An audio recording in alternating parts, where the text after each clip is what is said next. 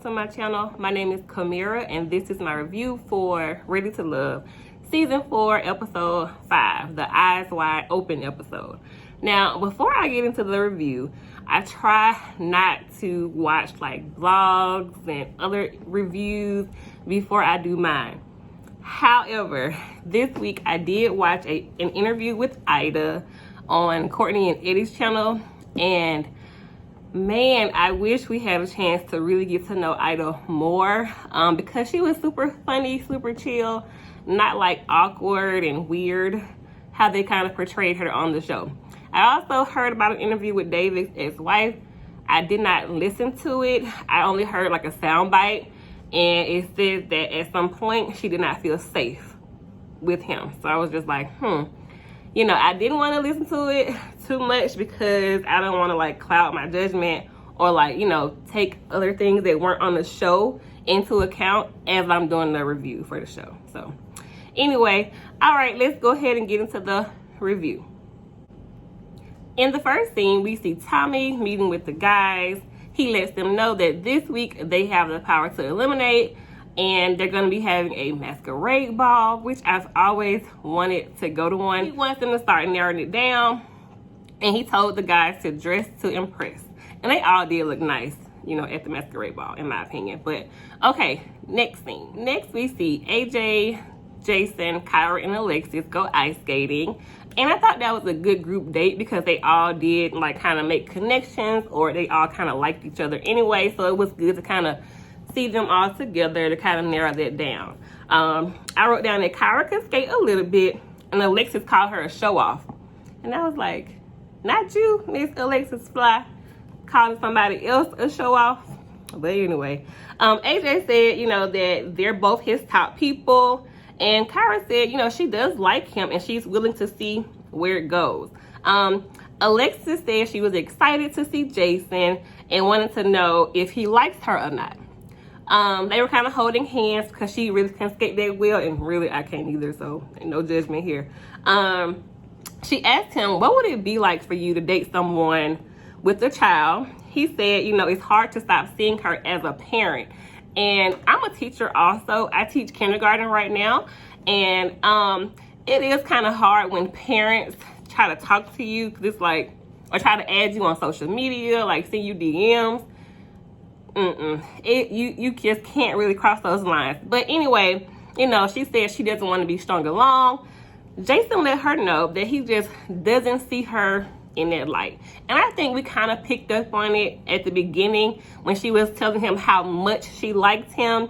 He didn't really reciprocate that, so, you know, no surprise there. You know, she said she was a little bit disappointed, but he let her know that he does have a stronger connection with Kyra.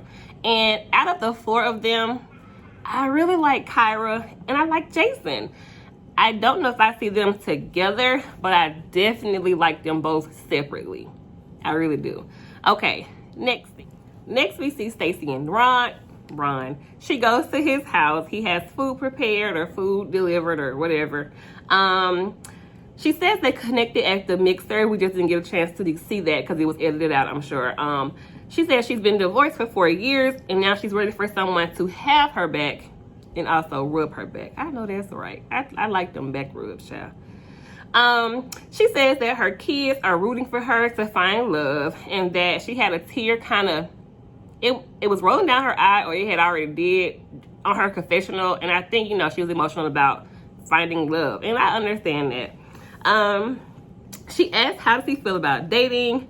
He said, you know, freaking frack, which is her and Chrysanthemum, I think I'm saying her name right, Chris, are both at his top. She says they're soul sisters. They both like him. She asked him for clarity to go ahead and choose which one was in his top. He said Chrysanthemum because they had a better connection. I don't really understand all of this top. Who's in your top? Well, I'm not in your top. Who's your number one? Like, what difference does it make? Because it can change tomorrow. Like, and you guys are all dating each other. It's a dating show. You know what I'm saying? So I don't really get why they always ask that. Like, who's in your top? Who's number one? And instead of trying to, like, make a real connection, you're like, who's number one? well, I don't really know you that well because you asked me these questions, so it can't be you. I don't know. Okay, next we see KG Smooth and Amber. They're having like a meditation date.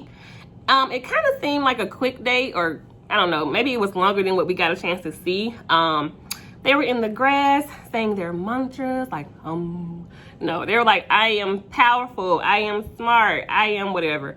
I like those things. They were trying to set their intentions for the day and for their, I guess, their connection.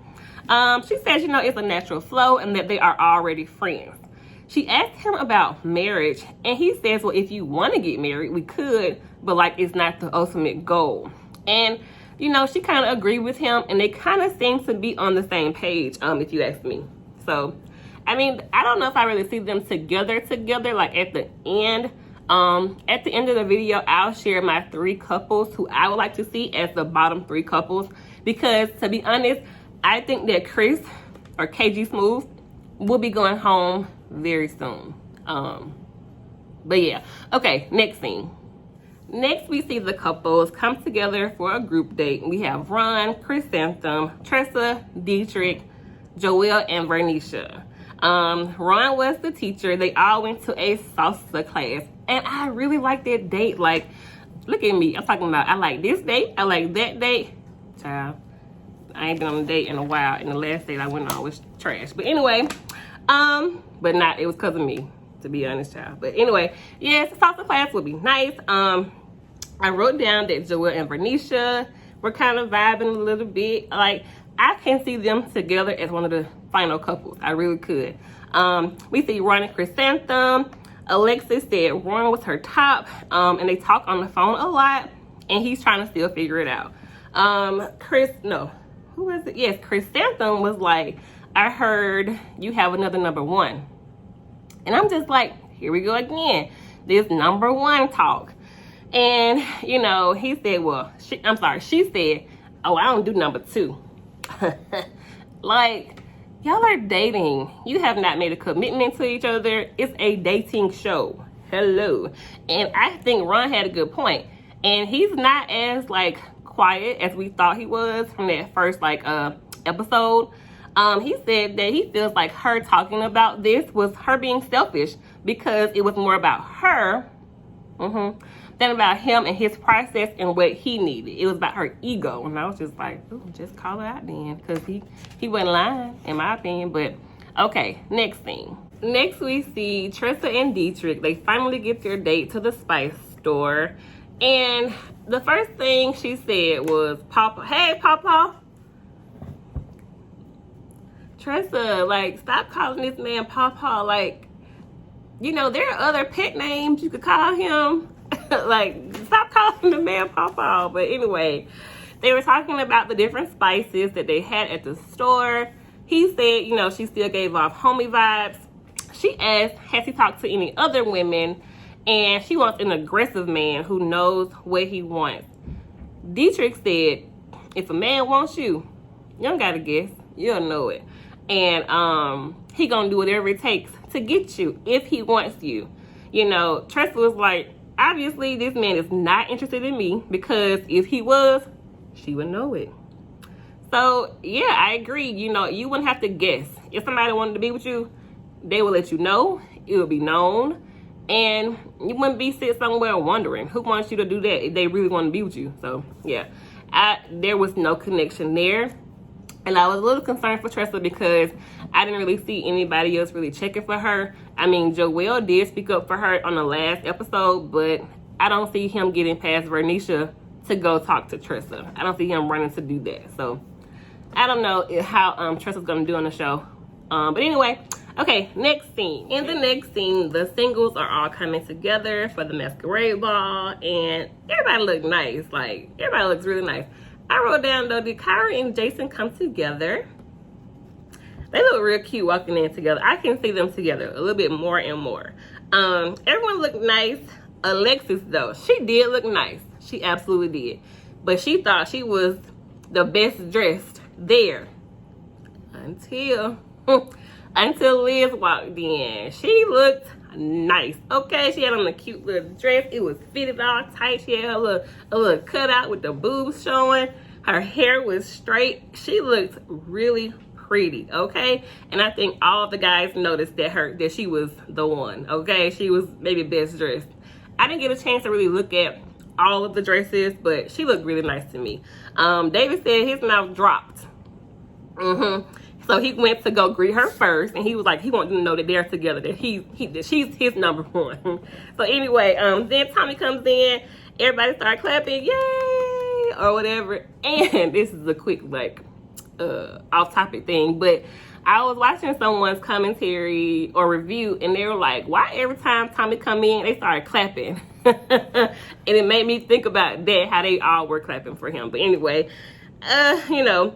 he brought his wife out, and I wrote down that she was cute. People always talk about, like, if she's older in her outfits, and I'm just like, she look cute to me. I mean, I don't know nothing about clothes. I don't know. I wear graphic t-shirts and biker shorts most of the time. But anyway, everybody seems to be having fun. We get clips of, kind of random couples dancing together and having a good time. It looks fun to me. But here we go. Stacy asked Ron again. In this episode, she asked him again about Chrysanthemum being his number one, and tried to give him some unsolicited advice on how to get her. And he said he's irritated by that. And I wrote, yeah, I was a little bit irritated too. Like, you guys are at this ball to have fun, girl. Mix and mingle. Get out this man's face. We haven't seen you talk to many of the other guys, so go mix and mingle. Like, Chrysanthemum is a grown woman on this show, just like you. She can talk for herself, but that's what I thought. We see Alexis on the stairs with her dress kind of flowing on the stairs, and Miss Jacqueline, Tommy's wife, she asked about relationships and dating, and she kind of gave her some advice to try to have fun and pray about it, try to stick it out, things like that. That's kind of what I got from the conversation. Okay, next thing. Now we started to get more into this whole freaking frack thing, which is Stacy and Chrysanthemum. One of them called the other one a sister wife. Stacy said that the men are scared of that duo, and KG Smooth said, well, they're somewhat intimidating because you can't really get to know one without the other. And Tommy was like, well, y'all gotta separate. But I don't see them making like other connections. I mean, Stacy, I don't see her talking to anybody else besides Ron, and same thing for Chrysanthemum. So what are we gonna do? How y'all gonna decide on that? But I don't know if they're intimidated or annoyed by their friendship. I don't know. Anyway, we see next Jason talking to Liz, and as they were talking, he kind of like pushed her hair and kind of pushed it back a little bit. And you can tell she was kind of getting a little flustered when he was doing that. It was cute. He asked her, can you see us as a match? She was talking about, she didn't really answer like definitively yes or no. She said she was looks like a man who's spiritual, and she asked who's in his top. He said her, and that she's one of them. He said he likes her aura, and that she gives off Michelle Obama vibes. Okay, I was like, I could see that. Now her hand was rubbing on his leg as they were talking. I don't know. Liz said she likes Jason. Next, we see Ron and Chrysanthemum having a conversation. I don't know what it was about, but I do know that he left to go talk to Alexis. And Chrysanthemum was looking like, no, he didn't. And we was all like, girl, yes, he did, Anyway, Alexis says they've been talking on the phone a lot, but she still has feelings for AJ. We see Alexis and Ron talking, and she said she does not want to compete for a man. She asked if she was interested for the right reasons. Oh, I'm sorry.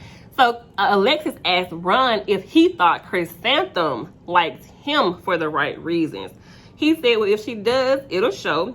And if not, it'll just stay surface like it is now. And I was just like, dang, okay. Anyway, we see Vernisha and Joelle talking. Jason comes over and says, just invite me to the wedding. And I was like, I see it. Like, go ahead and give them a special if they make it to the end. And I only say I'm a little apprehensive because we saw on like the trailer for the season, like one day she gonna say to him, you was ready to just throw me to the wolves or something like that in the previews, like the trailer for the season. So I'm just like, man, I hope they make it to the end. I really do. I really do. Those are one of my 3 couples for the end. Okay, next we see the men. We meet with Tommy. Everybody had a good time at the Masquerade Ball. David says Liz came in and his mouth dropped. Joelle said she broke his neck trying to look at her as she was walking in, and I was just like, yeah, she did look really nice. AJ said he's feeling Kyra. KG Smooth said he's feeling Amber. They had a good day. David says Liz. He likes everything that he's seeing. Joelle said Vernisha. She's a real one. She accepts me and vice versa. Ron said Alexis was his top pick. Now Tommy asked, well, who are you guys not feeling? AJ said Chrysanthem and Stacy. It's hard to talk to one without the other one. Ron said Stacy. He said, you know, he wants someone to kind of be able to help him, but he's not one of her kids. And I was like, yep, you're not. Joelle says Stacy. David says Stacy. He did not feel an authentic connection with her, or that she was authentic. He also says Trista. AJ and Jason also say Trista. Dietrich said, if I got a forced flirt with you, it's just not there. So the bottom 2 ended up being Trista and Stacy. And I wrote down that we heard 4 guys, or heard their names were both mentioned 4 different times from what they showed us. So I was like, how they gonna choose who to go home?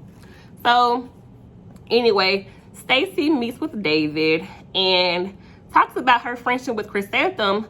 But I'm just like, y'all are supposed to be so close, but y'all just met. I want to say this is like episode 5. So how long ago did you guys first meet? Were you all friends before the show? I'm a little confused. Like, y'all could be close, but like, girl, y'all are there to find love. You can find friendship too, yes, but like, that's not y'all purpose for being there. Anyway, David says, you know, he did like her at the beginning, but after the first date, he knew, no, there was no connection. And ultimately, she's going home. She felt bamboozled, cheated, and shocked. I was like, well, who else were you making connections with? I mean, you kind of seem like you were, I don't want to say like better than them, or like you wanted them to pursue you. And yes, they should, but like, I did not see like I don't know, I didn't really get a chance to see her personality a whole lot, or like her make other connections. So I wasn't that surprised. Anyway, David said, as she was kind of getting emotional about it, that was the first time she was being real when she was showing her emotion. And you know, I did feel kind of sad for her because she said that she feels like she's letting her children down. And, you know, that sucks to see her, you know, feel that way. But, you know, I feel like she can use this platform just like anybody else who was eliminated. Use this platform. I'm sure there are going to be plenty of people in her DMs. So, you know, this could be a stepping stone for you, you know, because she's a pretty woman, you know what I'm saying? So I don't think she's going to be single for long at all. Next, we see Joelle meeting with Trista. And I was like, did Trista know this was an elimination date? She didn't seem like she kind of knew at the beginning of the conversation. So I was just like, did they tell her? Anyway, he was like, everyone says you're a queen, but ultimately she's going home. She said she was disappointed about going home. And I was like, yeah, I didn't understand how they would choose, because it was 4 for Stacy and 4 for Trista. So it was kind of split. They both went home. And again, Trista can use this platform. And I'm sure somebody's going to be in her DM as well, trying to talk to her. So, you know, it's okay. But I was like, okay, now that means there are more men than women. And I don't like them having to kind of compete for time with the ones that are left. So we're gonna see how that works out on the next episode. And that's all I have, you guys. Thank you, and thank you for watching. And yeah, I will see you guys on the next one. Bye.